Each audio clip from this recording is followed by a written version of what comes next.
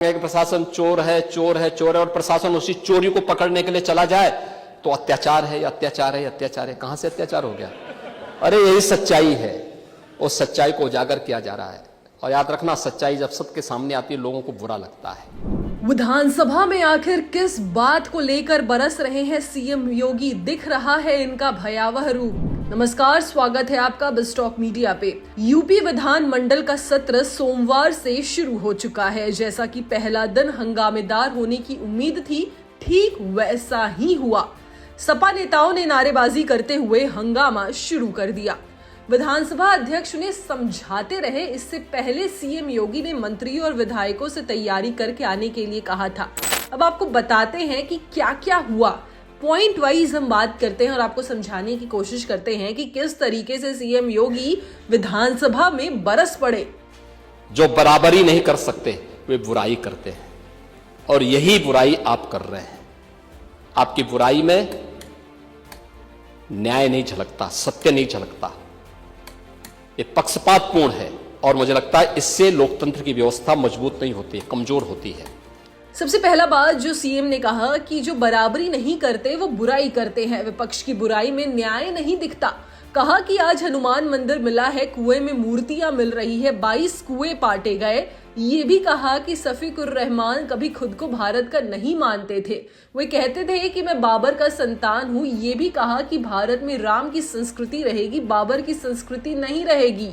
शफीकुर रहमान बर्क कभी भी अपने को ये नहीं बोलते थे कि मैं भारत का नागरिक हूं, वो तो कहते थे मैं बाबर का संतान हूं। भारत के अंदर राम, कृष्ण और बुद्ध की ही परंपरा रहेगी, बाबर और औरंगजेब की परंपरा नहीं रहेगी। आगे सीएम ने कहा कि चुनाव के दौरान चुनाव आयोग को कटघरे में खड़ा किया। विपक्ष बंदूक की नोक पर अपना काम करना चाहता है। आगे सीएम ने कहा कि बहराइच और संभल की घटना में कार्रवाई हम कर रहे हैं, सच बहुत जल्द सामने आएगा। आपकी पत्थरबाजी से सौहार्द नहीं आएगा। सीएम ने ये भी कहा कि भारत एक ऐसा देश है जहां बहुसंख्यक समाज सिर्फ समान नागरिक कानून मांग रही है। इसकी मांग कोई बुरी बात नहीं है। उन्होंने कहा कि विपक्ष सुप्रीम कोर्ट के आदेश को रोक लगाने की मांग करती है।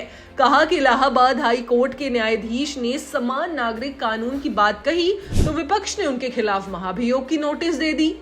आगे सीएम कहते हैं कि शोभा यात्रा के दौरान भजन बजाए जाते हैं, नवरात्रि पर माँ दुर्गा के गाना बजते हैं, उनकी आरती होती है। माँ दुर्गा हमारे लिए आस्था और सशक्तिकरण का प्रतीक है।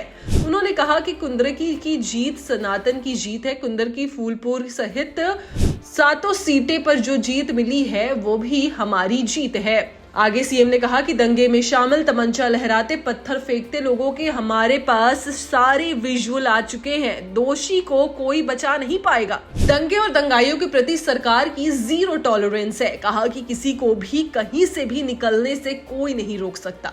बहराइच में परंपरागत यात्रा निकलने के दौरान ये घटना की गई है। सीएम आगे कहते हैं कि पिछले 7.5 वर्ष में सभी पर्व शांतिपूर्ण तरीके से संपन्न हुए हैं।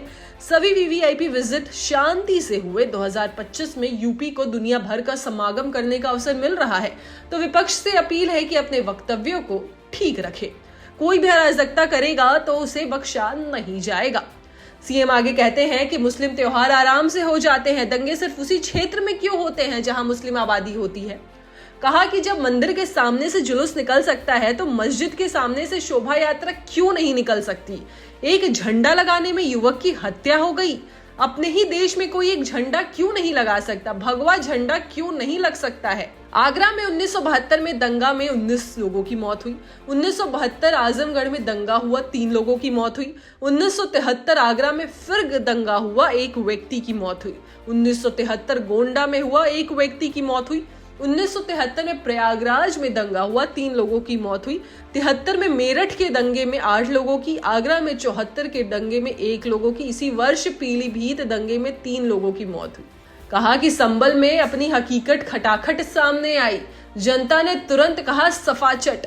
सीसामऊ में बाल बाल बच गए। कुंदरकी में लोगों को अपनी जड़ें याद आने लगी है। लोग चिल्ला चिल्ला कर बोल रहे हैं कि आप एक बार बाबरनामा जरूर पढ़ें। सीएम योगी ने कहा कि बाबा साहेब के संविधान में धर्म निरपेक्ष, पंथ निरपेक्ष, समाजवाद का एक भी शब्द नहीं है।